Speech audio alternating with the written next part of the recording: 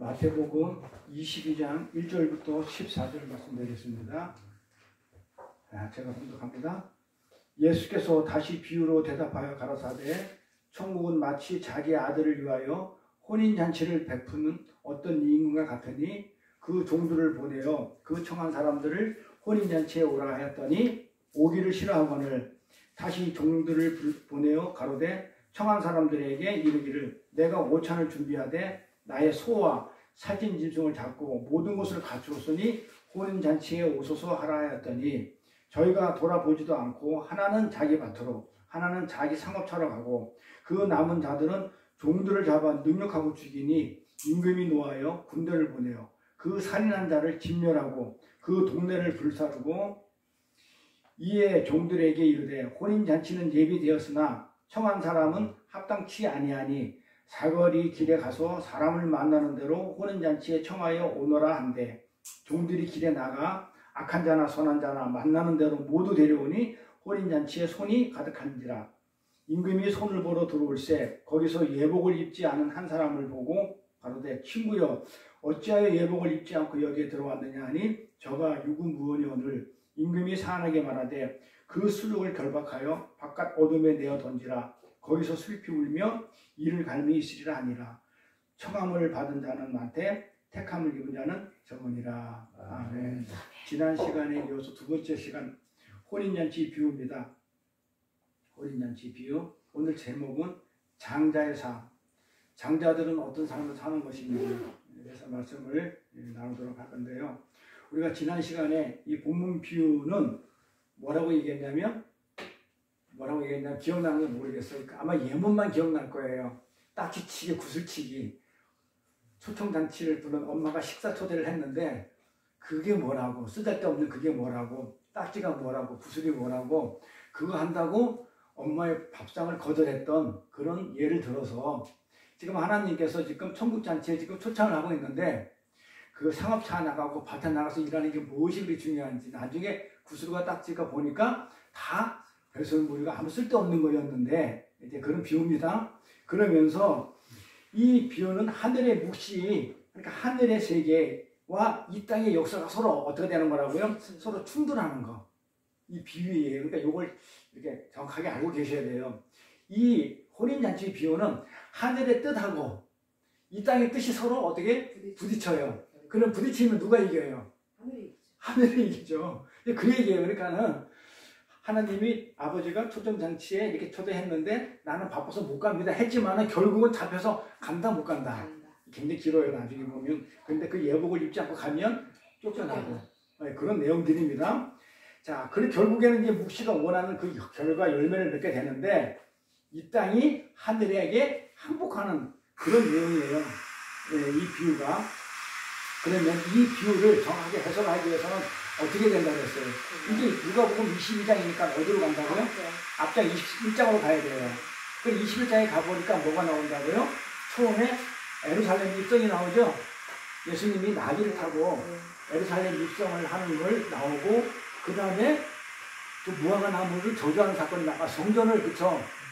이렇게 성전을 갖다가 이렇게 고거리 사건이 나오고 그 다음에 무화과 나무 저주 사건이 나오고 그 다음에 두 아들 비유가 나오죠?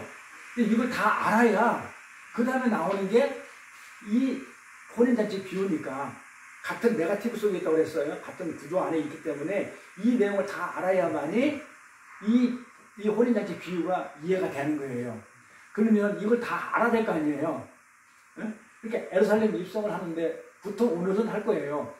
다 할 거예요. 이제 무화과 나무 비유도 해야 되고 그 다음에 두 아들 비유해야 되고 성전을 갖다 없는 그런 비유도 다 조금씩 간략하게 하면서 그 다음에 이제 이 본문으로 들어갈 거예요. 그러니까 얼마나 길겠어요. 길죠. 그래도 그냥 해야 됩니다. 이걸 확실히 알아야 되기 때문에 그냥 설렁설렁 이게 무슨 뭐 청함을 받은 자는 뭐 많은데 뭐 택함 받은 적 없다 간단히 끝나는 그런 비유 내용이 아니니까 다 알아야 돼요. 이걸 올바로 해석하기 위해서는. 자, 그러면 먼저 오늘은 뭘 할 거냐면 혼인잔치 비유의 첫 번째 21장에 가니까 예루살렘 입성 사건이 나오죠. 이제 그거부터 할 거예요. 예루살렘 입성 사건. 지난주에 참 하다 말았기 때문에 이제 마저 할 겁니다. 자, 그럼 21장으로 가봐야 되겠죠? 그럼 21장에 가보니까 뭐라고 나와요? 예수님이 나귀를 타고 예루살렘에 입성하는 그부터 시작되죠. 자, 그러면 지금 봐봐요. 예루살렘에 간다는 얘기는 무슨 얘기예요? 그렇지. 아, 역시. 그냥 우리는 그냥 예루살렘 성에 무슨 예배드린다 이런 차원이 아니에요. 우리는 뭐 중학교도 아니고 그렇죠. 중고등학교 학생회도 아닌데 성인인데 이제 예루살렘으로 간다 이 얘기는 뭐다? 십자가 지러 가는 거예요. 그런데 잘 보세요. 그림을 잘 보세요. 자, 예루살렘으로 가까이 와서 그러니까 예루살렘에 좀 들어가는데 이제 감람산 뱃세마는 거기서 이제 옛날에 감람산에서 기도하잖아. 나중에 해사말 동산에서. 자, 예루살렘이 십자가 지러 가까이 와서 그 다음에 이르는데 어떻게 간다? 나귀를 가지고 와가지고 그 나귀를 타고 들어간단 말이에요. 그렇죠? 이 내용이. 자, 나귀를 타고 지금 21장에 나귀를 타고 들어가는 그 내용이 나오는데 이 이야기는 어디서 나왔다? 여기 봐봐요. 4절에 보니 나귀를 타고 가는데 나귀와 나귀 새끼가 함께 있는 것을 보리라. 푸른 네 개를 끌고 오라. 이제 나귀를 타고 가셔야 되는데 참 이게 오늘 빠진 사람들은 좀 그래요. 이게 참 이게 애기시거든요. 말씀이 애기신데 그 제가 주면서 제가 은혜를 받아요. 그러니까 봐봐요. 나귀와 나귀 새끼가 함께 있다는 거예요. 잘 보세요. 그냥 이게 그냥 이렇게 대충 보면 안 되죠. 자, 예수님을 상징하는 나귀하고 그 나귀 새끼를 상징하는 우리가 지금 어떻게 딱 함께 있는 거죠. 연합되어 있다는 걸 이제 먼저 그려야 돼요. 네? 함께 있다고 그러잖아요. 자, 그리고 이제 봐봐요. 그러고 나서 선지자로 하신 말씀을 이루려 하겠대. 자, 그러면 선지자가 누군지를 찾아가야 되겠죠? 그렇지. 그럼 스가랴를 가보자는 얘기, 9장 9절로. 자, 스가랴를 가봤어요. 가보니까 있어요, 없어요? 나귀 얘기가. 이런 나귀 얘기가 있더라, 이 말이에요.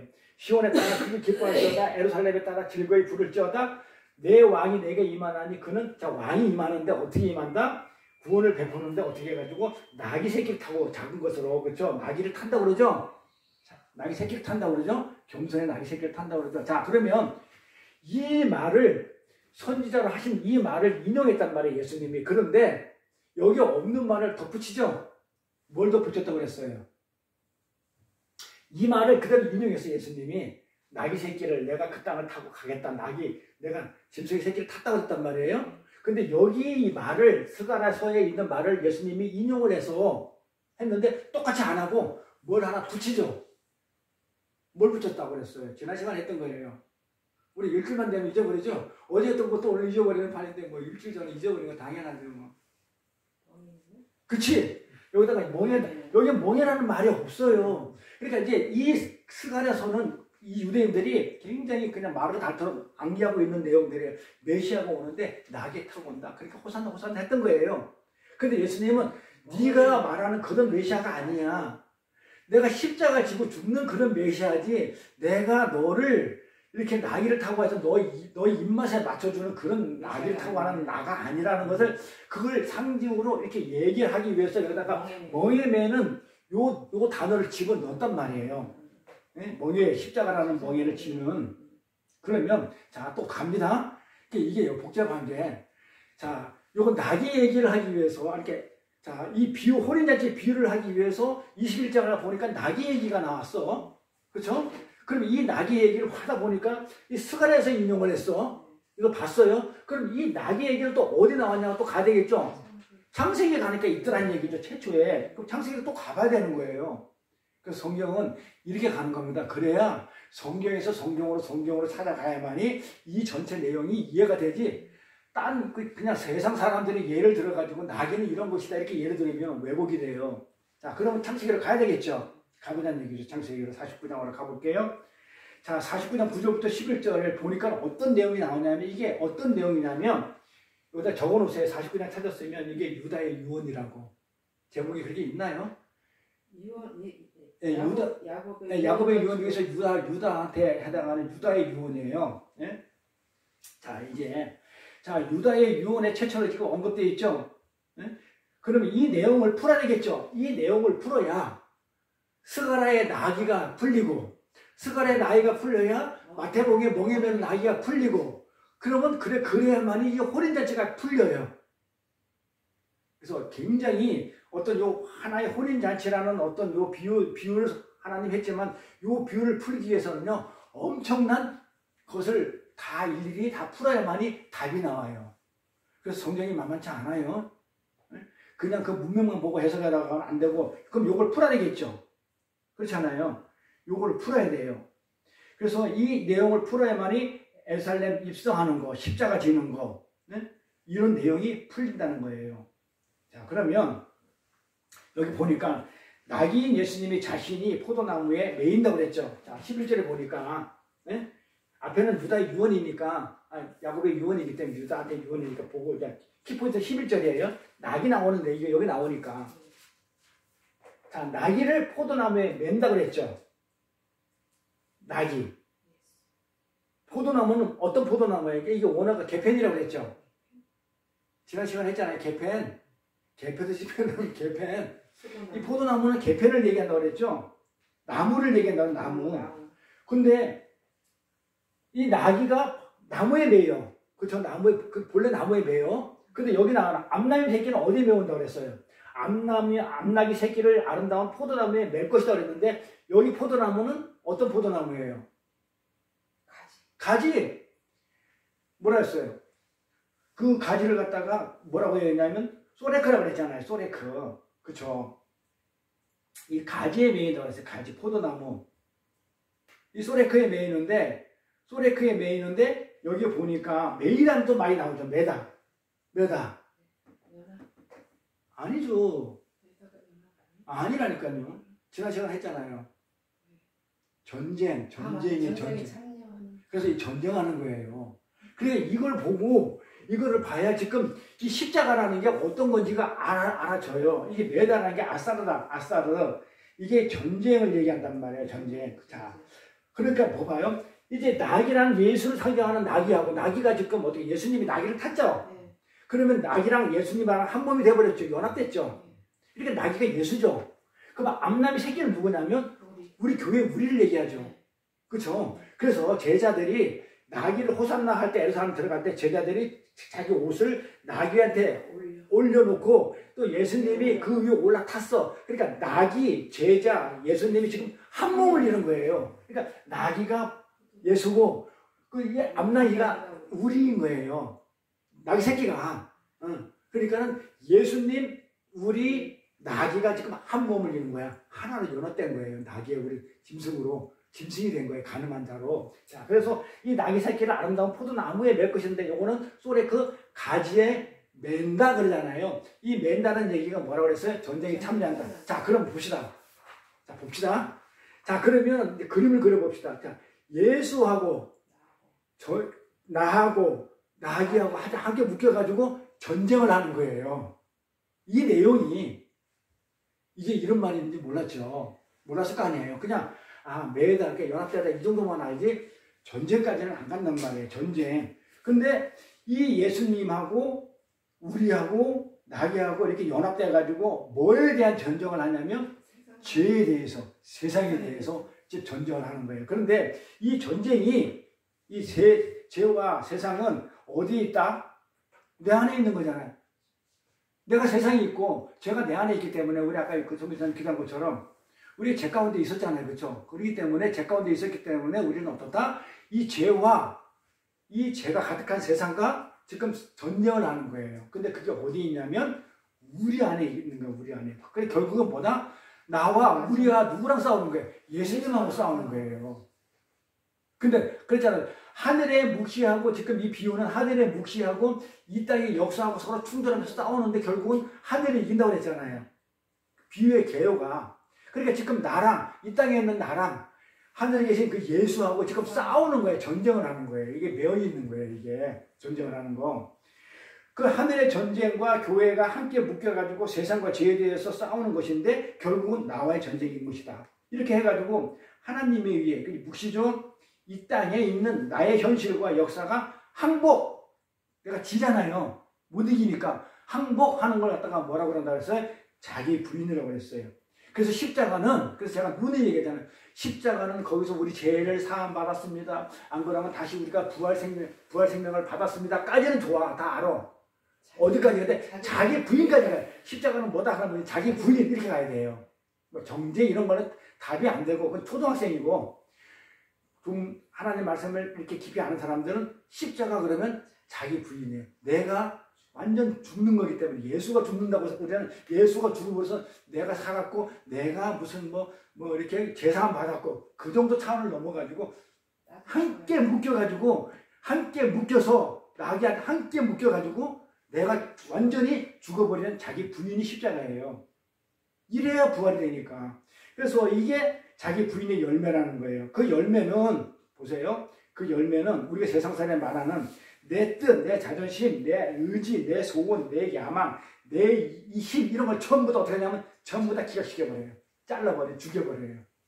그런데 오늘날 기독교는 그렇게 하고 있죠. 야망을 피우세요. 야망을 가지세요. 꿈을 가지세요. 비전을 가지세요. 드림 교회 뭐 야망 무슨 뭐 비전 교회 이렇게 하잖아요. 근데 성경은 뭐냐면 십자가는 뭐다? 전부 다 내 뜻, 내 야망, 내 비전을 전부 다 어떻게 하는 거예요?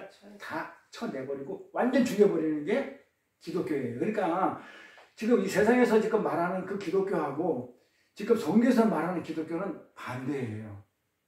근데 제가 이렇게 반대로 얘기하면 사람들이 저보고 도리어 잘못됐다고 2단, 3단이라고 5단까지 얘기를 해요. 근데 어떻게 따지면 누가 2단인가요? 그들이 모르는 거예요. 뭐 2단이라기보다는 그들이 지금 모르는 거예요. 모르니까 2단이니 3단이니 4단이 이렇게 얘기하는데 알면 꼬꾸라지죠. 그러니까 말씀의 능력으로 성령의 검에 의해서 그들이 말씀을 한번 알게 되면 말씀에 꼬꾸라져요. 무슨 이거 해서 꼬꾸라지는 게 아니고 진짜 말씀을 깨달으면 하나님 앞에 예수 앞에 바로 그냥 납작 엎드려가지고 확 꼬꾸라져 버려요. 나 죽여주세요. 나 항복. 지금 그 비유 내용이에요. 항복시키는 거.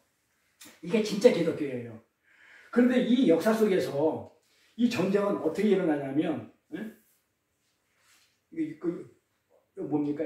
계시록 19장을 보니까 자기 부인이 나오는데 이 19장 계시록 19장을 보니까 예수님께서 철장을 들고 백마를 타고 전쟁을 하시죠.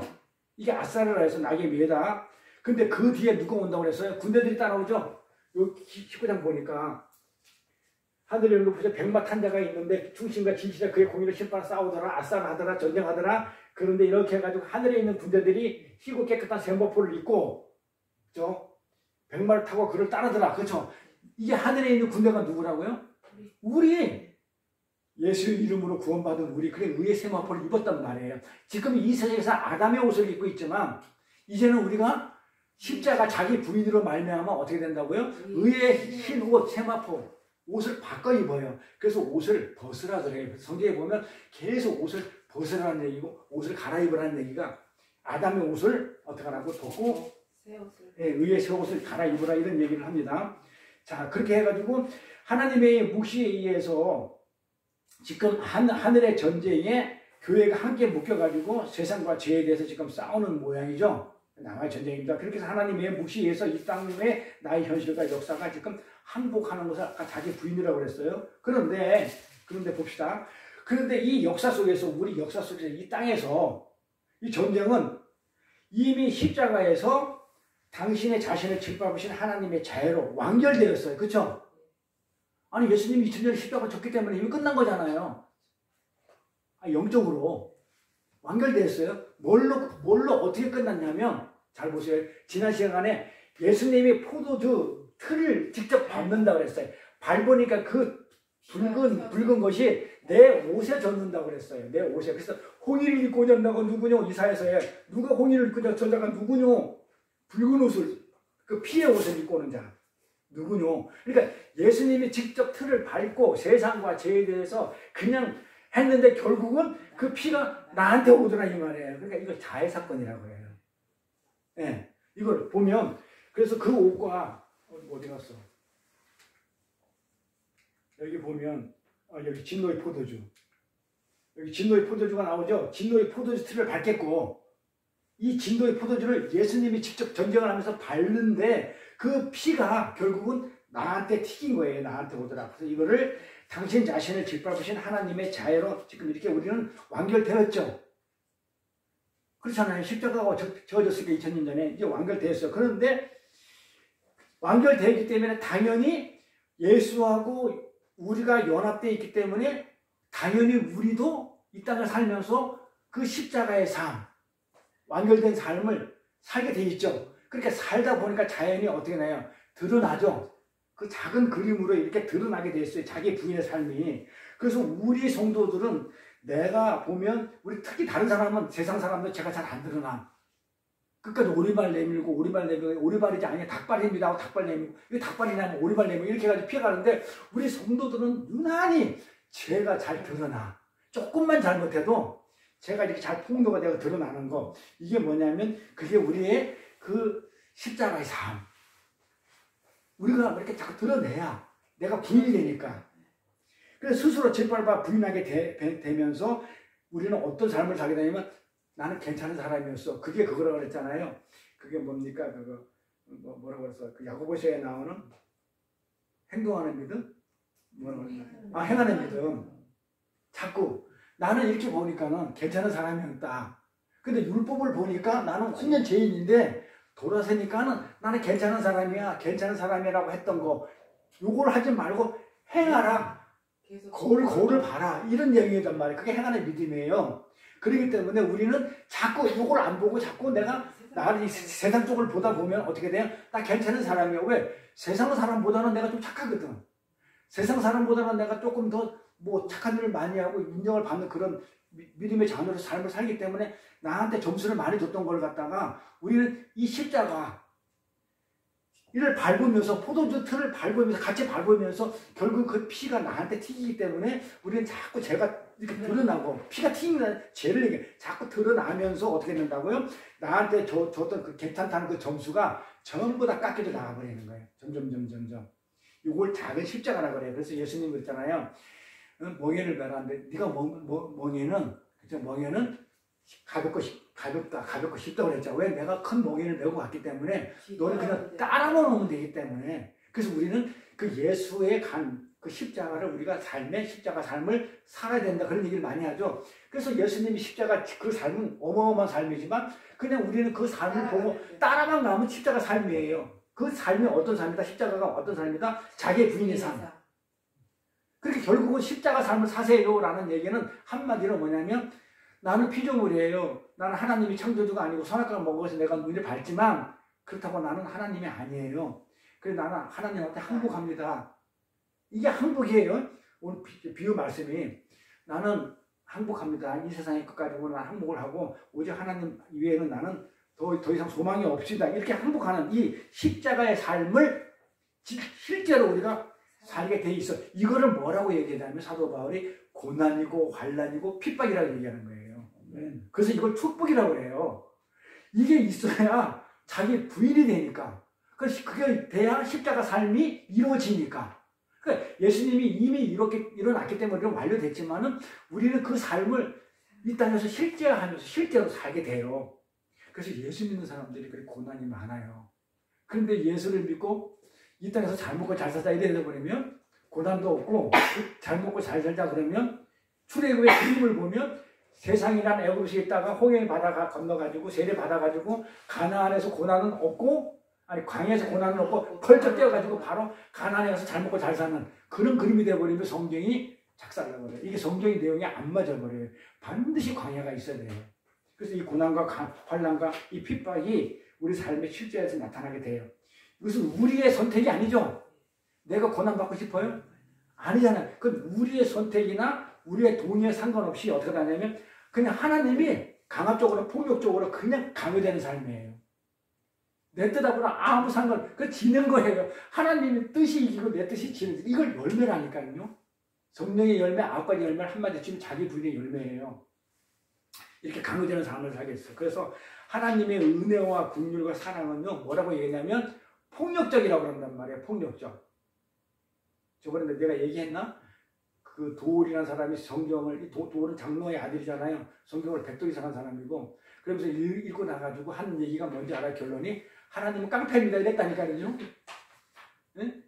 그러니까 이렇게 폭력적으로 오니까 마음대로 자기 하고 싶은 대로 하고 우리 뜻하고 우리 의사하고 상관없이 하나님은 자기 하고 싶은 대로 하시니까 이렇게 폭력적이라고 얘기한 거예요. 그것을 우리는 뭐라고 성경은 뭐라고 했냐면 편애했다고 그래요. 아무한테나 그렇게 아무한테나 그렇게 은혜와 긍휼을 폭력적으로 주지 않아요. 그래서 천국은 뭐다? 침노하는 자의 것이라고 그러잖아요. 그러면서 그걸 예정이라고 그래요. 우리는 예정을 받았기 때문에 우리는 하나님이 편애를 하신 것이고 이 편애는 어떻게 되는 거냐면 우리한테만 강요되는 삶이에요. 우리의 뜻과 동의에 상관없이. 이렇게 성도는 실로라는 것은 메시아입니다. 실로. 여기 보면 실로가 나오잖아요. 아까 거기 보니까 창세기에 실로가 오시기 전까지 유다 유언에 이 실로는 메시아를 얘기합니다. 이 메시아이며 바탕인 예수 그리스도의 그 낙이 되는 삶. 낙이를 타셨으니까 우리도 다 탔단 말이에요. 낙에 옷이 올렸다는 것은 우리도 탔다는 거예요. 그래서 우리는 그대로 예수님이 그 낙이 되는 삶을 살듯이 우리도 그대로 쫓아 살게 돼 있죠. 연합되어 있으니까. 그렇죠? 이해 갑니까? 자, 그렇듯이 나귀와 암나미 새끼가 포도나무에 함께 묶였다는 말이에요. 자, 그래서 예수님이 마태복음에서 예루살렘 입성할 때 나귀와 나귀 새끼가 함께 묶여있는 것을 끌고 와라. 죽어 쓰시겠다 그래라. 그럼 준다 이런 얘기예요. 하나님이 택했다는 거예요. 이렇게. 그게 구원이라는 얘기예요. 이렇게 구원은요 폭력적으로 우리를 침노에 들어오는 거예요. 그리고 우리 성도는 그 은혜에 점령 당해버리는 것이고 그 은혜에 점령 당하는 거예요. 그런데 여기까지 지난 시간에 했던 거예요. 이렇게 마무리 이렇게 정리를 해준 거예요. 그런데 유대인들은 우리는 그런 삶을 살고 있는데 우리 성도는 하나님의 폭력적 강압적으로 은혜와 긍휼을 베풀어서 편애해가지고 어떻게 돼요? 그 은혜에 점령당해가지고 우리는 살고 있는데 그 신약의 예수님은 은혜란 말이에요. 그 은혜에 의해서 우리가 점령당해서 살고 있고 작은 십자가를 지면서 나를 부인하며 살고 있는데 그 반면에 유대인들은 어떻게 살고 있냐 이 말이에요. 어떻게 구원을 생각하고 있냐면 구원을 오해하고 있냐면 이렇게 오해하고 있냐면 자기들은 이미 선민이다 이거예요. 하나님이 택한 민족이니까 이미 구원받은 자기 때문에 호산나 호산나 우리를 구원하소서 이렇게 이랬단 말이에요. 그러니까 어떤 구원을 얘기하냐면 그들이 원하는 구원은 뭐냐면 이 땅에서 잘 먹고 잘 사는 거. 이 땅에서 로마의 통치에서 벗어나서 우리끼리 베드로가 한 것처럼 그 변호산성에서 예수님과 모세와 엘리야가 만나서 있으니까 우리끼리 여기서 소막지고 잘 먹고 잘 삽시다 했던 그 삶을 원했던 거예요. 막이죠. 예수님이 사탄아 물러가라고 그러죠. 베드로한테 네가 아버지 뜻 하늘 뜻을 네가 알지 못하고 그러냐. 나는 십자가에 지러 죽으러 왔지 이 땅에서 잘 먹고 잘 살러 온 거야. 아니라고 그러죠. 그런데 어떻게 우리 기독교는 이 땅에서 예수 믿으면 잘 먹고 잘 산다고 그렇게 얘기하는데 나는 도저히 성경을 거꾸로 해석하는 부분이 제가 이단인가요? 그들이 이단인가요? 잘 모르겠는데 어쨌든 간에 이 유대인들은 잘 먹고 잘 살게 해달라는 그런 구원이었어요. 그때 예수님이 하신 말씀이 뭐라고요? 나는 낙이 타고 들어갈 건데 그러니까 맞아요. 호산나 스가랴서에 낙이 타고 오신다 했기 때문에 우리 메시아 맞아요. 그러니까 우리를 이제 완전하게 자유케 해주실 거예요 했는데 근데 그 나귀가 아니거든. 멍에매는 낙이야 이렇게 말씀하신 거예요. 그 나귀가 아니라니까. 네가 원하는 낙이 아니고 멍에매는 낙이야 이렇게 말씀하신 거예요. 근데 이 말은 뭐다? 멍에맸다는 얘기는 뭐예요? 내가 예루살렘에 입성한다는 얘기는 뭐 십자가 지러 간다는 거죠. 너도 나랑 같이 십자가에 지러 가서 죽으러 예루살렘에 같이 들어가서 십자가에 매달릴 판인데 네가 이 땅에서 뭘 찾니? 뭘 원하니? 뭘 구하니? 이렇게 예수님이 나무라는 거예요. 근데 알아들었을까요? 그때도 못 알아들었고 지금도 율법적으로 예수님 믿는 사람은 못 알아들어요. 우리는 은혜 속에 침노 당했단 말이에요. 은혜로. 그렇잖아요. 우리는 지금 은혜로 이렇게 점령당해가지고 은혜로 살고 있는데 그러니까 우리는 은혜 속에 있는 사람들은 이 말이 무슨 말인지 알아. 진리 안에 있기 때문에. 예수 그 나귀가 나랑 같이 죽어야만이 자기 부인되어야만이 그 은혜가 그 사랑과 긍휼이 하나님의 사랑과 긍휼이 나한테 부어진다는 걸 알아. 은혜로. 그래서 그렇게 살아요. 나를 부인하면서. 근데 세상 거를 어떻게 다 배설물로 여겨버려요. 내려놔. 그런데 바리새인들은 유대인들은 그렇게 안 하고 세상 걸 더 가지려고 그래요. 인정을 받고 세상에서 인정을 받고 싶어하고 그 선한 거 가지고 자기를 자랑하고 나를 드러내고 싶어 했던 거예요. 그래서 서서 일부러 기도해요. 앉아서 골방에서 기도 안 보이니까 그걸 일부러 해당 앞에서 그것도 미문이라고 해요. 아름다운 눈에 사람들이 실만이 오니까 그 앞에서 서서 엄청나게 기도해. 왜? 보라고. 그게 바리새인들의 속성이고 그게 외식하는 자예요. 외식하는 자도 할 겁니다. 자, 그때 예수님이 하신 말씀이 나는 너희와 같이 멍에 메고 갈 건데 그런 너희가 원하는 그런 메시아가 아니다. 그러니까 나한테 그따고 나한테 하지만 들어주지도 않고 들을 생각도 없고 되지도 않아. 그렇게 얘기하시는 거예요. 하나님은 우리와 상의합니까? 안 합니까? 안 해요. 우리를 설득하지도 않아요. 타협하지도 않아요. 협상하지도 않아요. 오직 그냥 당신의 뜻과 계획에 의해서 이 역사 속에 밀고 들어오는 거예요. 침대에서 들어오는 거예요. 내가 선택했기 때문에 네가 뭘 했든 간에 내가 너를 내 아들로 만들어 버릴 거야. 끝까지 만들어 버려요. 그게 뭐라고 얘기하냐면 성경은 은혜의 폭력성이라고 해요. 내가 원하지 않았는데도 폭력적으로 강압적으로 다가오는 거. 이런 면에서 하나님의 묵시 세계는 폭력적이라고 말씀을 드린 겁니다. 자, 이 나귀와 포도나무의 이야기가 최초로 언급된 창세기 49장 얘기 유다 유언. 지금부터 중요합니다. 자, 유다의 유언이 유다한테 유언을 했죠, 야곱이. 그러면 유언을 했기 때문에 그 유언에 대한 삶이 그대로 어떻게 돼요? 이루어져야 되잖아요. 살아야 되잖아요. 성취가 돼야 되죠. 야곱이 유다한테 이렇게 살아나고 이렇게 유언했으면 그게 그 하나님 말씀이기 때문에 그대로 성취가 돼야 되겠죠. 그럼 어떻게 성취가 되는가 볼까요? 이것을 알아야 우리가 지금까지 쭉 얘기했던 거, 포도나무, 나귀, 포도즙을 받는 이야기, 옷이 포도즙에 이렇게 젖는 이야기가 이게 하나로 정리가 돼요. 이 49장에 유다의 유언이 어떻게 유다의 삶 속에서 이렇게 드러나지는지를 알아야만이 이게 정리가 됩니다. 자, 그러면 봅시다. 유다에서 주어진 유언은 어떤 내용이냐면 메시아에 대한 내용이죠. 유다로 해서 유다의 가문으로 해가지고 예수인 메시아가 온다는 그런 내용이에요. 유언이. 이게 아까 그랬잖아. 포도나무에 맺다. 암나무 새끼가 나귀 새끼 포도나무에 맺다. 그게 메시아잖아요. 예수잖아요. 아까 예수라고 했잖아요. 그러니까 그 유다의 유언은 메시아에 대한 유언이에요. 그래서 유다의 족보로 예수가 오는 거예요. 다윗의 자손이요. 다윗이 유다고 유다의 자손으로 오는 거예요. 유다. 그래서 유다의 유언이 유다의 삶 속에서 어떻게 이루어지니 메시아로서의 삶. 그러니까 메시아니까 유다가 메시아의 삶 속에서 이루어져야 되잖아요. 이렇게. 그래서 이 메시아에 대한 내용을 이렇게 우리가 어떻게 살고 있는지 유다의 삶을 봐야 돼요. 이게 상징적으로 그림자로 드러나거든요. 자, 그래서 이 삶 속에서 메시아가 드러나야 되고 또 그 메시아가 하시는 일이 있죠. 이런 일들이 아까 그 나귀에 매이는 일, 십자가 지는 일, 이런 것들이 어떻게 돼요? 그림자로 나타내야 되는 거란 말이에요. 이 십자가의 삶이. 그런데 성경을 보니까 나귀와 그 포도주의 이야기가 지금 유다의 삶에 지금 어떻게 나타나는가 성경을 보니까 어떻게 나타났냐면 성경에 기록돼서 유다의 삶을 찾아보니까 성경에 기록된 걸 유다의 삶을 보니까 어떻게 나타났다고요? 그냥 다말과 분류하는 걸로 나타나요. 잘 보세요.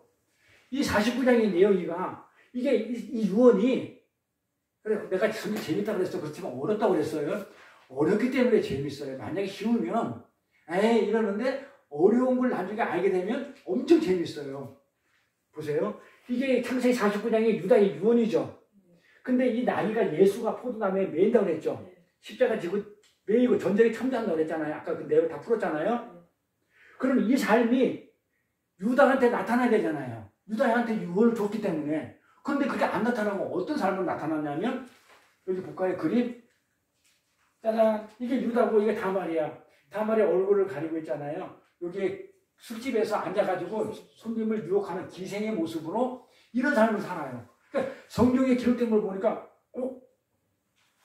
유다의 삶이 다말 자기 며느리하고 불륜 사건밖에 없네? 이거 뭐지? 못 가요. 유다의 삶이 그래요. 이 불륜 사건이 메시아의 삶이 잘 보세요. 메시아의 삶이 불륜 사건이에요. 하나님이 예수님이 이 땅에 오셔가지고 불륜 창녀가 돼요. 손실게요. 이해 가요? 지금 그 얘기예요. 예수님이 나귀가 이 사건을 이렇게 살아야 되는데 근데 성경을 보니까 불륜의 삶을 사네? 그러면 불륜의 삶이 이 삶이야. 그러니까 예수님이 하나님이 이 땅에 오셔가지고 가늠한 자가 돼가지고 우리 산상수 가늠한 자 공부하잖아. 가늠한 자가 돼가지고 다말이 돼가지고 창녀가 돼가지고 불륜의 삶을 살아요. 무슨 말인지 이해 가죠? 이제 그림이 그려지죠. 요거를 이제 잘 풀어드릴게요. 그래서 이 불륜 사건에 나귀와 포도주 얘기가 지금 들어가 있어요. 아주 재밌죠? 그래서 성경을 보면서 깨달아지면, 알게 되면 굉장히 재밌어요. 지금까지는 유다가 그냥 못돼가지고 그냥 며느리한테 그냥 그렇게 했고, 또 며느리는 그냥 저건 그냥 화양시켜야 돼, 죽어야 돼, 이렇게만 우리가 알고 있던 그 내용이 아니에요. 전부 다 예수 얘기했단 말이에요. 이게 아버지의 기업을 유업으로 받을 유다가, 그렇죠? 유다의 장자가 있어야 되잖아. 아버지의 기업을 유업을 받은 장자가 있어야 되는데 아이를 못하고 죽어버려요. 그렇죠? 죽어요. 그런데 그 장자의 아들은 반드시 있어야 돼요. 왜냐하면 아버지의 유업을 받아내기 때문에 기업인 장자가 있어야 돼요. 그게 아버지 유업이니까, 아버지 뜻이니까, 언약이니까. 그 유업이라는 얘기는요, 반드시 언약, 아버지의 뜻, 아버지의 약속, 성취를 얘기해요. 그러면 그 아버지의 언약과 아버지의 약속 뜻은 뭐냐면 후손이에요.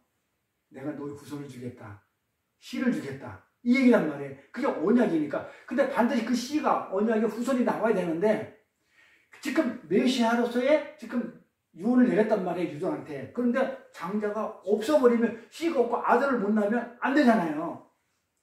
안 되잖아요. 그런데 어떻게 되냐면 아이를 못하고 죽어요, 장자들이. 그런데 그 장자 아들은 반드시 있어야 돼요. 왜냐하면 아버지 기업이 장자로 흘러가기 때문에 반드시 있어야 돼요.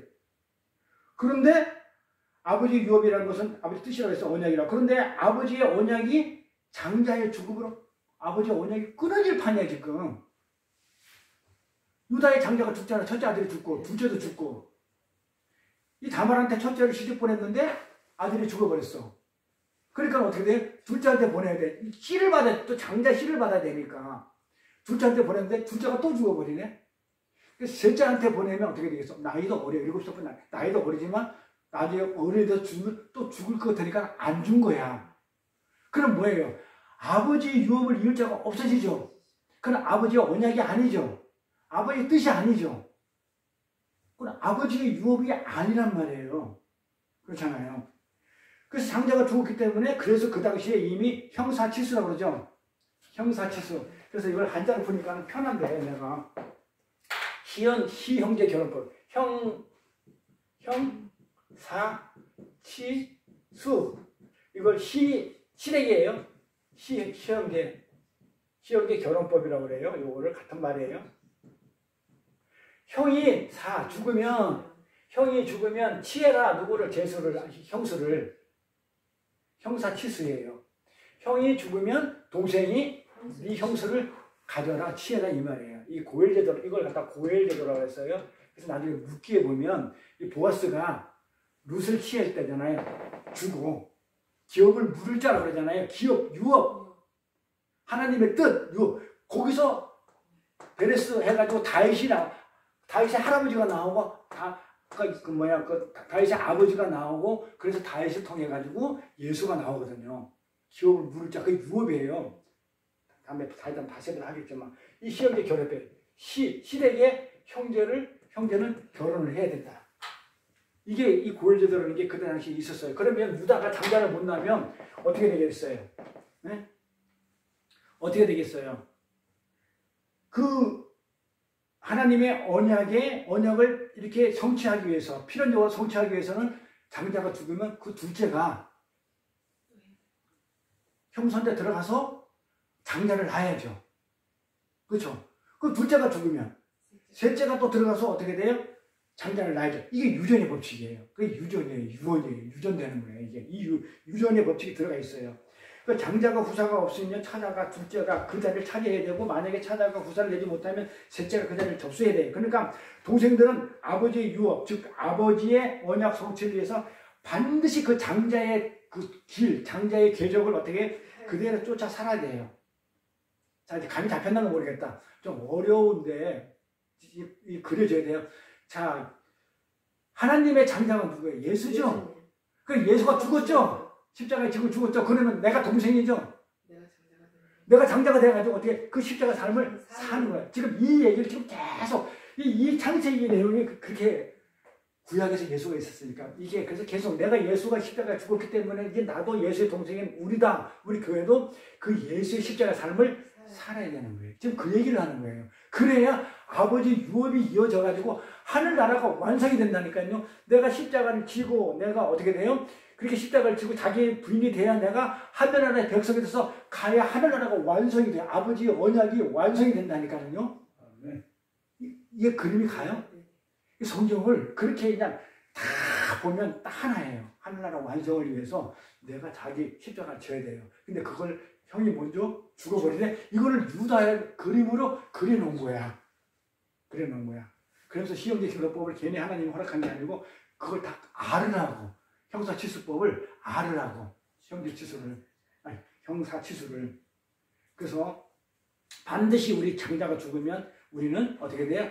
우리 동생들은 그 역할을, 장자의 역할을 따라가야 돼요. 그래서 그 장자의 역할로 편입되는 거예요.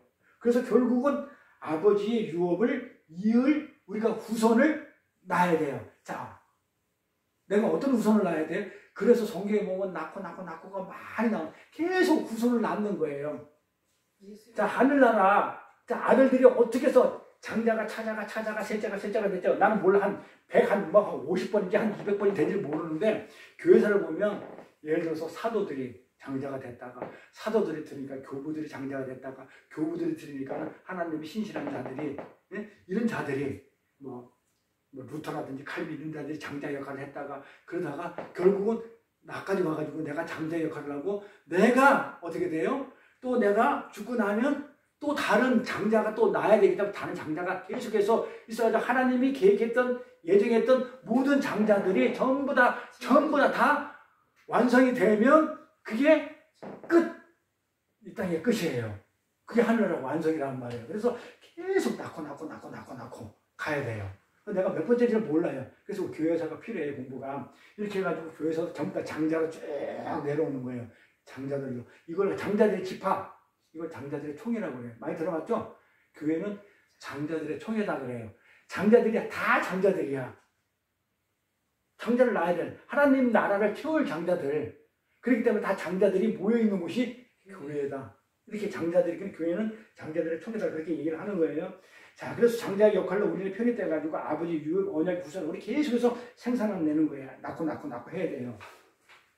그래서 이 언약 성취를 위해서 누가 됐든 간에 왕결을 위해서 동생들은 계속해서 장자의 자리에서 장자 역할을 해야 돼요. 장자 되면 물려받아야 되는 거예요. 이게 시형제 결혼법입니다. 그런데 유다가 봐봐요. 그런데 이 내용을 보니까 유다가 이 장자의 흐름을 막고 있죠. 아버지 언약을 지금 막고 있잖아요. 셋째를 줘야 되잖아요. 근데 지금 유다가 지금 막고 있어요. 하나님의 언약을, 하나님의 유업을 받은 자가 막고 있는 거예요. 이게 못 주겠다는 거예요. 셋째는. 응? 두 아들이나 죽었고 셋째 아들 지금 또 죽을 것 같았기 때문에 못 주겠다는 거예요. 유다는. 그런데 하나님 아버지의 언약을 흘려야 되는데 지금 유다가 그걸 막아버리고 있는데 유다의 후손, 다윗의 후손 오실 그 언약의 후손, 진짜 예수가 짓고 막아버리면 못 오게 돼 있어요. 맞죠? 못 오잖아요. 예수가 와야 되는데. 그 아버지의 계획이고 아버지의 뜻이고 그게 언약이고 후손을 주겠다는 게 아버지의 언약이고 약속인데, 근데 유다는 선악과를 따먹고 내가 왕의 자리에 앉아가지고 스스로 왕의 자리에 앉아가지고 하나님의 뜻을 무시해버리죠. 하나님 언약과 뜻을 무시하는 그런 율법주의 속에서 전체 아담을 대표하는 상징으로 지금 그려지고 있어요. 아담 세상 걸 대표하는 세상적으로. 왜 내가 내 것을 손해보면서 하나님의 언약을 성취해내냐 이 말이에요. 왜 내 걸 가지고 내 새끼를 가지고 내가 왜 손해보면서 하나님의 언약을 성취해내냐는 거예요. 그게 하나님의 은혜 자리를 떠난 내가 스스로 하나님 주랑 되겠다고 하는 아담이죠. 나도 선악과를 먹어서 누려밟으니까 하나님 편히 쉬십시오. 내가 다 할게 하는 그 아담의 세상의 모습이에요. 그래 바로 상징적으로 이렇게 그려지는 게 이 유다가 바로 그 자리에 앉아있는 상징적인 모습이에요. 지금 유다가 막아서고 있죠. 셋째 안 죽기 때문에. 자, 그럼 어떻게 풀어야 돼요? 이거 풀어낼 거 아니에요. 하나님의 언약은 풀어야 되겠다면. 그러니까 이 땅의 뜻이, 유다의 뜻이 하늘의 뜻하고 아마들 때는 충돌하게 되면요. 반드시 유다의 뜻은 죽어버리고 하나님의 뜻은 이룬다는 그 내용의 비유가, 하나님의 영광을 위해서 살아난 자가 자기의 영광을 위해서 하나님의 뜻과 언약을 무시해버리는 그런 자로 지금 바뀌어버렸죠. 선악과를 먹고. 그런 모습을 지금 유다가 상징적으로 보여주고 있어요. 자, 내가 왜 내 자식을 손해보면서 하나님의 언약을 성취해야 되냐? 안 돼! 하고서 지금 막아버린 거예요. 그러면 그런 아담 속의 유다를 구원하고 유다도 이제 구원해야 될 거 아니에요. 그러면 안 되잖아, 막았으면. 그러니까 그 유다도 구원을 하고 또 아담 그 유다를 통해서 하나님의 언약도 성취해야 되고 하기 위해서는 누군가가 필요해요. 누가 필요해요? 며느리, 다말이 필요해요. 다말을 투입시키는 하나님이. 이해갑니까? 자, 유다가 지금 막아서 아담의 역할을 하고 있단 말이에요. 그러니까 유다도 구원을 해야 되잖아. 언약을 받았기 때문에. 유언을 받았잖아요. 메시아의 그 후손으로, 자손으로 언약을 받았기 때문에 그것도 유다도 구원을 해야 되겠고, 그 다음에 하나님의 뜻도 유다를 통해서 성취를 해야 되겠고, 그래서 하나님은 어떤 방법을 썼냐면 다말을 투입시켜 버려요. 다말을 순결한 다말을 창녀가 되도록 하는 수모를 겪게 만드는 거예요. 그렇죠? 눈물 나죠?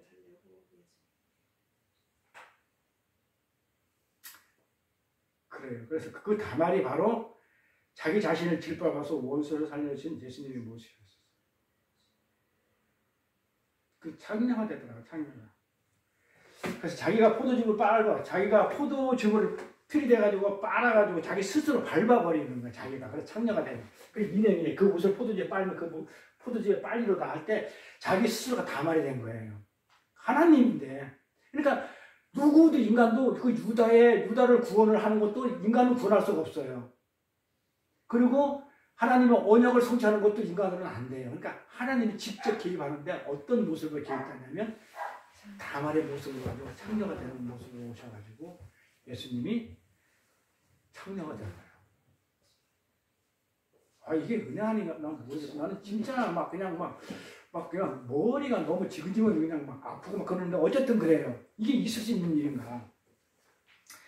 이 불륜녀가 되어버린 한이 있더라도 하나님의 언약은 이어져야 된다는 게 다말의 생각이었거든요. 다말은 내가 순결한 나지만 내가 창녀가 돼가지고 내가 불륜녀가 되는 있더라도 내가 하나님의 뜻을 내가 이루겠다는 그 예수님의 뜻이고 다말의 생각이었어요. 이렇게. 바세바도 마찬가지예요. 솔로몬을 낳은 바세바도 불륜녀단 말이에요. 바세바도 마찬가지예요. 이 바세바 솔로몬을 통해서 예수가 온단 말이에요. 그 다음에 설명하겠지만 같은 그림이에요. 바세바 욕하고 예수 그 솔로몬 욕하지만 그건 하나님 뜻이었단 말이에요. 그러니까 다말 욕하면 안 되고 유다 욕하면 안 돼요. 어쩌면 유다가 더 나중에 얘기하죠. 유다가 더 내가 잘못했다고. 형님한테, 며느리한테. 하나님의 뜻, 그 언약이 이어져야 한다는 다말의 생각을 성경은 뭐라고 그러냐면 겸손이라고 그래요. 그걸 성경에서 겸손이라고 그래요. 겸손. 그래서 겸손의 낙이에요. 그래서 예수님이 겸손의 낙이를 타고 오셨다고 그래요. 그걸 겸손이에요. 내가 짐승이 되어버린 거예요. 순결한 다말이 창녀가 된 그 모습이 성경은 겸손. 그게 겸손한 낙이라고 표현해요. 낙이가 된 예수, 낙이 다말. 근데 그걸 겸손의 낙이라고 해요. 그래서 왜 겸손이라는지 알겠죠? 그 언약을 이어진다는 다말의 생각이 성경은 겸손인데, 근데 잘 보세요. 낙이는 원래 내 짐을 지지 않아요. 상대방을 짐을 지고 그 사람이 내가 가고 싶은 데를 가는 게 아니고 그 사람이 가자는 데를 가는 게 낙이에요. 낙이는 이해가죠?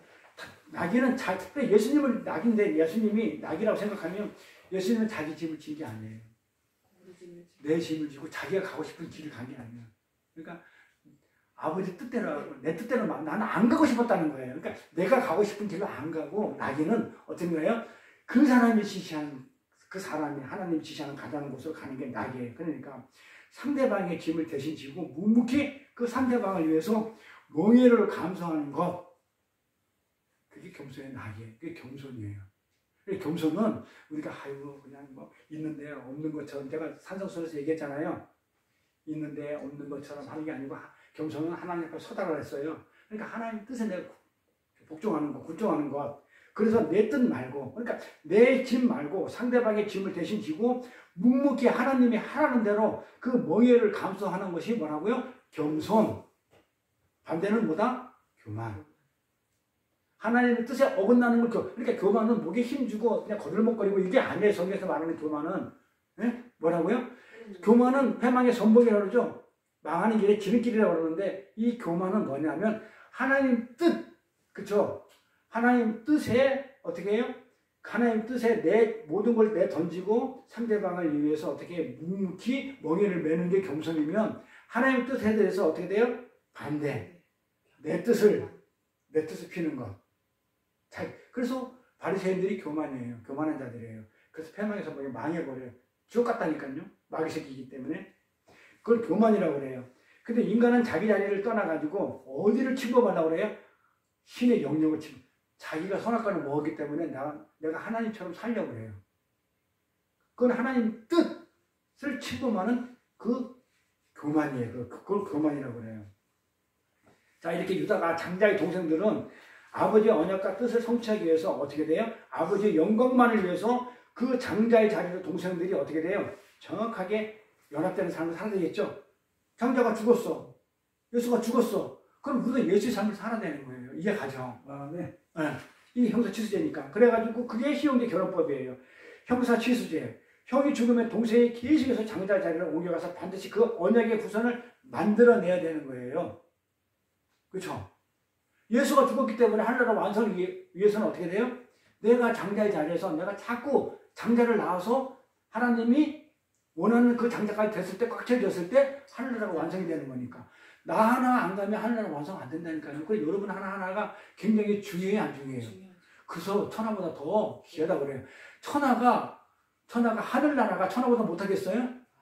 엄청난 거잖아요. 그래서 우리가 가야만이 그 어마어마한 하늘나라가 완성이 되기 때문에 우리 하나하나는 천하보다 귀한 영혼들이에요. 나 안 가면 하나님 뜻 언약이 안 이루어진다니까요. 그 여러분들 얼마나 귀한 존재라고요. 하나님이 얼마나 애지중지하고 편하겠어요. 근데 그 은혜가 안 느껴지면 모르겠어요. 성령을 안 받은 거겠죠. 그렇죠? 우리는 다 느껴지니까. 그래서 우리는 정확하게 그 연합된 그 예수님과 연합된 그 삶을 살아야 돼요. 그런데 그렇게 아버지의 영광을 위해서 자기가 어떤 손해를 감수해야 하는 하나님의 아들의 삶이 선악과를 먹음으로 말미암아 깨졌죠. 유다가 그 깨진 상징으로 보여주잖아요. 그래서 그때 어떻게 해야 된다고요? 그걸 깨트린 장자 대신에 진짜 장자. 아까 얘기했죠? 다말, 예수. 유다가 장자인데 장자를 낳아야 되는데 또 자기 아들이 장자가 죽어버리면 또 장자가 못 나오니까 그걸 깨버렸죠. 막았었기 때문에. 그러니까 어떻게 한다고요? 진짜 장자가 그 자리에 치고 들어오는 거예요. 그래서 그 장자가 해야 한 역할을, 그 궤적을 그대로 성취해 나가. 그게 예수예요. 다말이 지금 예수의 역할을 한 거예요. 창녀가 된 거예요. 상징적으로. 근데 그렇게 읽으면 맞아요. 하나님이 아담이라는 아들을 만들어 놓았는데, 근데 그가 뭐라고 그러냐면, 내가 왜 하나님의 언약을 성취해야 돼요? 내가 선악과 먹어 나도 하나님 됐는데 왜 내가 손해를 보면서 당신만을 위해서 내가 살아야 돼요? 그럼 나는 없어요? 이렇게 돼버리는 거죠.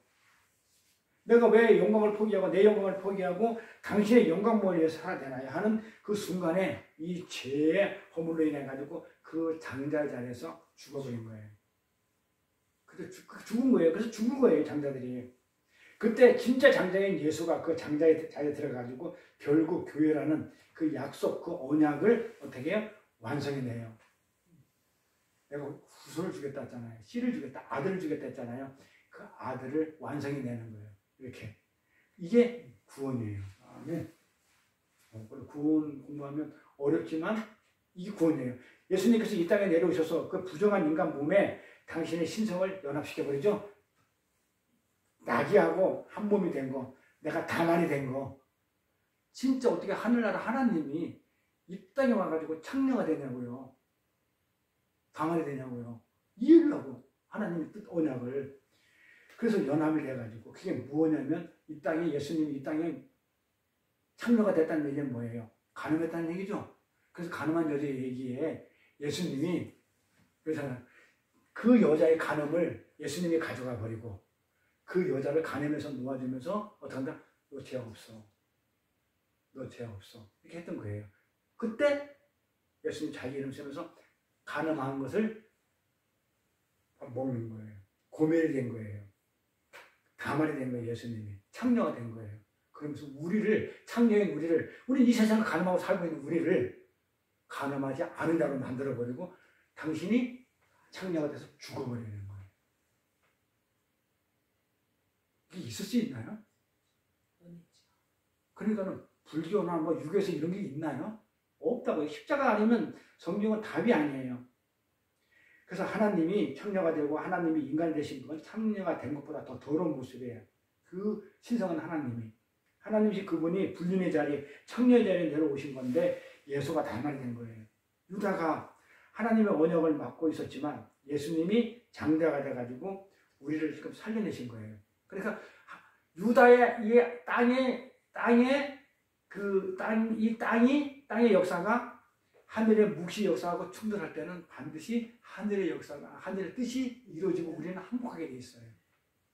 이 비유를, 그러니까 예루살렘 입성 나기부터 지금 풀어가는 거예요. 이 혼인잔치의 비유를 풀기 위해서는 이것만 푸는 게 아니고 또 계속 풀어나가야 될 거 있잖아요. 성전을 엎어버리는 거, 그 다음에 무화과 나무 하는 거, 그 다음에 두 아들 비유. 계속해서 이 혼인잔치 비유를 설명하기 위해서는 그걸 다 풀어야 돼요. 지금 예루살렘 입성의 나기를 지금 풀어나가듯이. 그러니까 이 나기를 풀어가는데 어디까지 가냐면 스가랴를 갔다가 스가랴에서 또 창세기로 갔다가 창세기에서 요한계시로 갔다가 막 이래서 성경을 돌아다니면서 풀어야만 답이 나오는 거예요.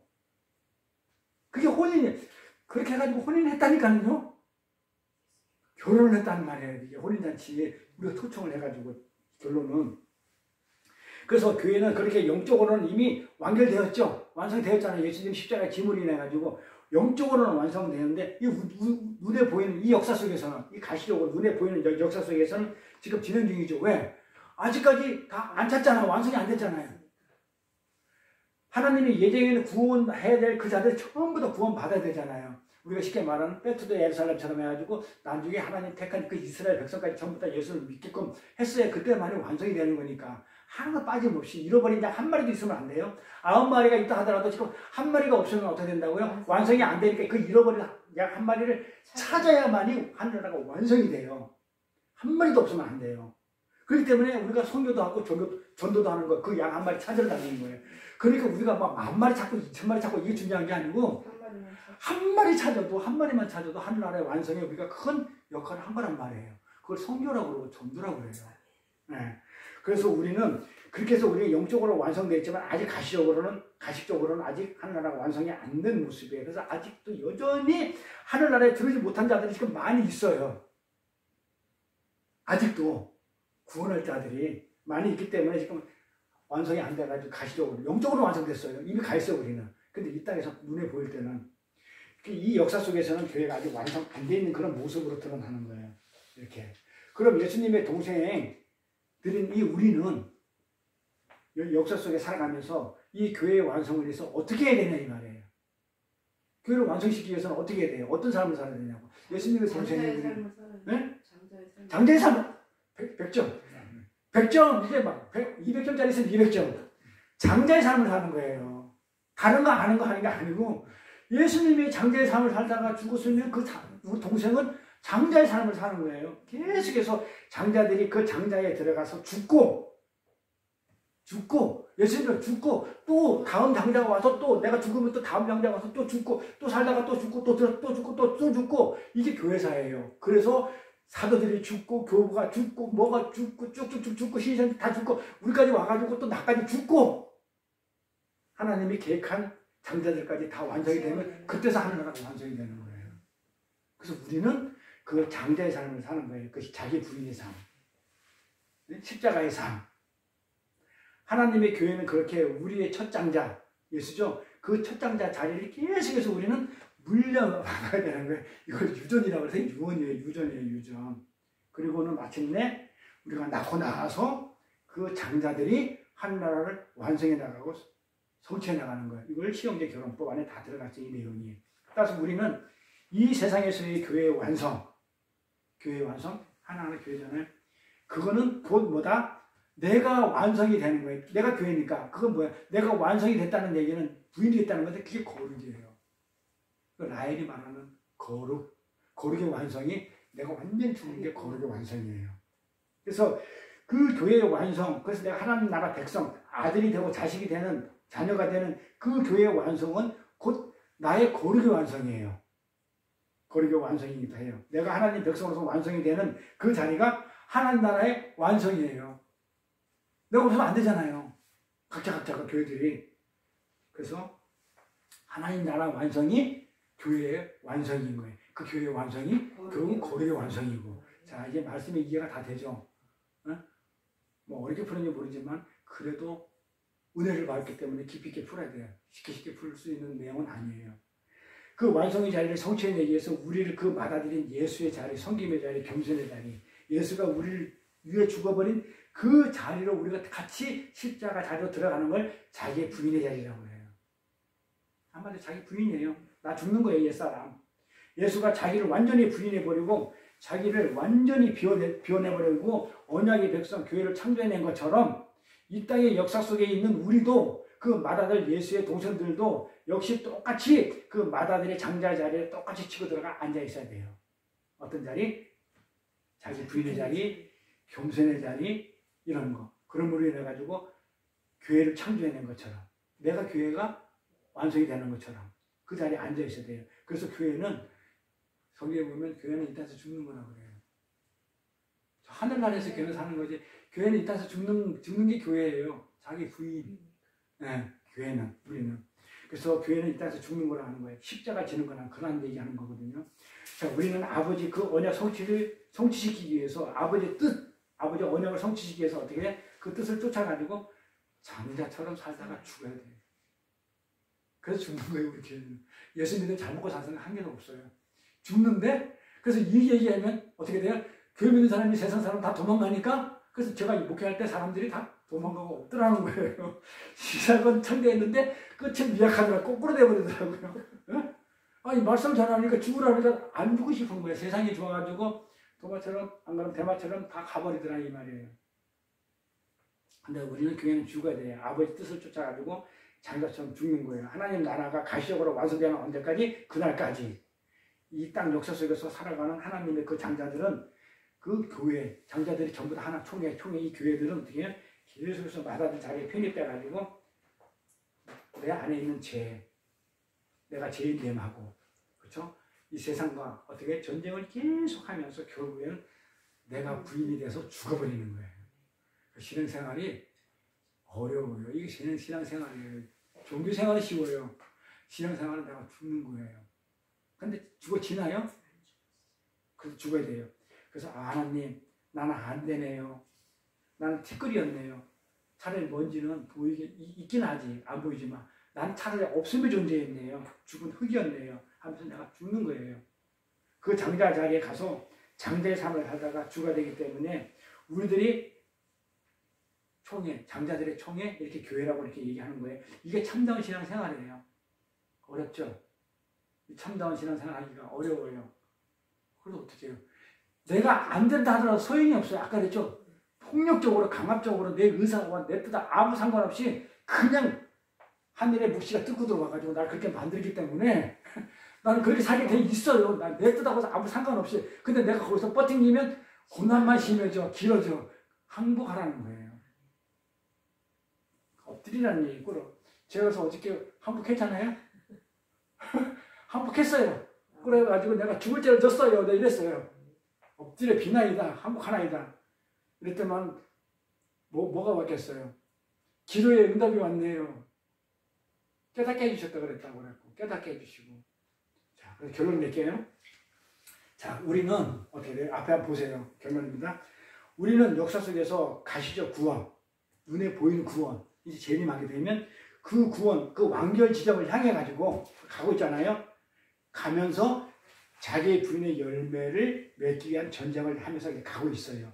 그거를 지금 우리는 구원의 현재 시제라고 그래요. 지금 우리가 구원을 받았다고 우리는 성경을 얘기하고 있으면서도 완결 시제이기 때문에 구원의 현재 시제예요. 현재 우리가 구원을 받고 있고 구원이 이루어졌고 또 앞으로 구원을 받을 것이고 같은 건데 구원의 시제라고 그래요. 성경의 신학계에서 이런 말을 많이 해요. 자, 우리는 그 교회의 완성을 위해서 자기 부인을 위해서는 전쟁을 하는 그 순간에 있기 때문에 그 전쟁에서 하나님과 같이 하기 때문에 이겨요. 분명히 그 구원은 분명히 이겨요. 하나님이 하신 거기 때문에 구원을 받았어요. 하지만 그림상으로 보면 싸우고 있는 중이기 때문에 현재 시제라는 거예요. 현재 시제.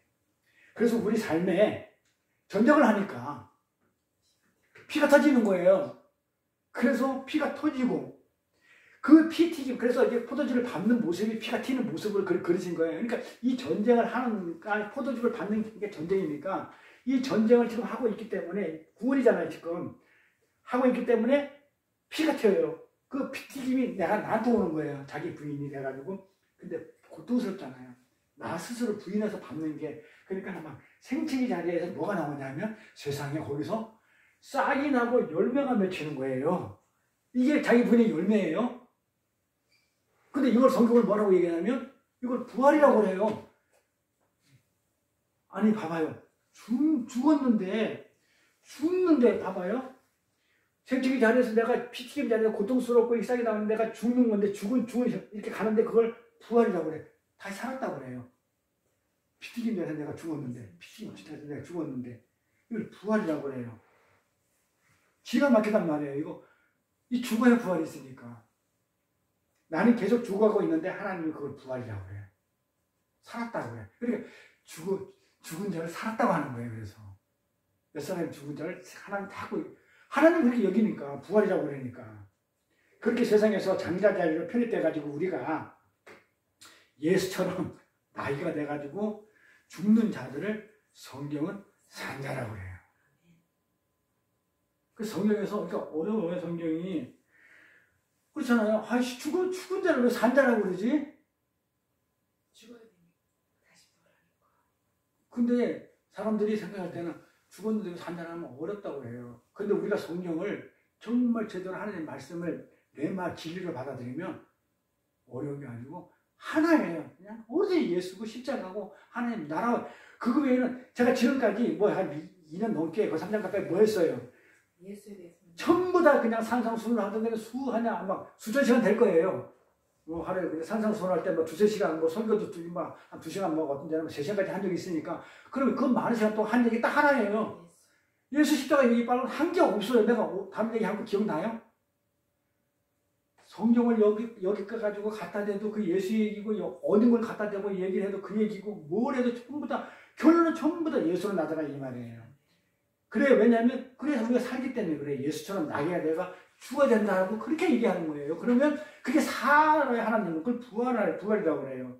우리는 예수라는 가지에 접붙임 당했죠. 우리 아까 포도나무에 매였다는데 가지에 매였다. 예수라는 그 가지, 나무의 가지에 접붙임을 당해가지고 우리가 예수와 같이 된 거예요. 예수와 같이 된. 그 작은 예수를 우리 보고 그래서 작은 예수 동생 뭐 이렇게 얘기하는 거예요. 우리가 언약의 후손으로 완성되기 위해서는 바로 그 예수의 삶이, 그 십자가의 삶이, 자기의 부인의 삶이 우리 삶 속에서 어떻게 돼요? 실제로 나타나게 돼 있을까요? 안 나타나게 돼 있을까요? 내가 진다니까요. 내가 안 살고 싶어도 실제화되어 나타나 살게 돼 있어요. 내가 그런 걸 사모하고 동경하고 그리워하면 그런 삶의 모델을 붙여줘가지고 보게 만들더라고요. 네. 저는 그걸 이번에 느꼈어요. 또 신실한 자를 붙여가지고 예수의 삶, 자기 십자가의 삶, 자기 부인의 삶이 뭐라는 걸 또 알게 해주는 또 깨달음을 또 하나님이 또 역사를 또 하셔서 깨닫게 해주시더라고요. 자, 기도할게요. 자비가 은혜가 풍성하신 하나님 아버지, 오늘 이렇게 거룩한 성일날 하나님께 예배하며 찬양하게 하심을 감사합니다. 우물과 배설물로 가득 찬 이 땅의 역사는 하늘의 계획과 뜻에 의해 짓멸당하고 내 안에 있던 세상은 마침내 자기 부인이라는 십자가의 열매로 종결된다는 사실을 알았습니다. 아버지의 언약을 성취하기 위해서 아버지 뜻을 쫓아 하나님 나라가 눈에 보이는 가시적으로 완성되는 그날까지 자신의 죄인됨과 전쟁을 하며 결국에는 내 자신이 부인되고 죽어야 열매를 맺는다고 하였사오니 믿음을 더욱 공고히 하여 말씀을 붙들고 승리하여 산자의 삶을 살아갈 수 있도록 능력과 힘을 더하여 주옵소서. 감사드리며 거룩하신 우리 주 예수 그리스도 이름 받들어 기도드렸사옵나이다. 아멘. 찬송가 416장입니다.